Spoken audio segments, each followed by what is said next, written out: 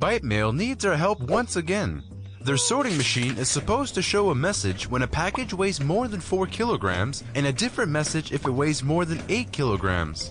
However, a strange error keeps showing up. Packages that weigh more than 8 kilograms trigger both messages. Let's examine the code to see what's wrong. Watch as a 9 kilogram package goes through the machine. The first condition says, is the variable package weight greater than 8?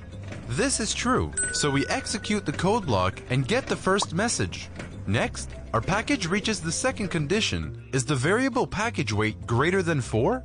This is also true, so we execute the second code block and get another message.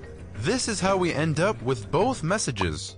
When one if statement is true and nothing stops the second statement from also being true, it means that both statements are independent of each other.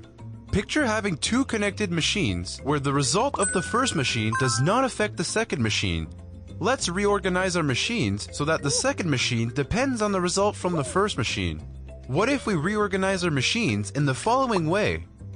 The first machine can decide whether or not to send a package to the second machine.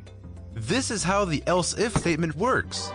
It enables us to create a second condition dependent on the result of the first one.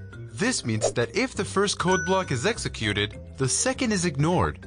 Now that we understand the problem, we can fix ByteMail's sorting machine.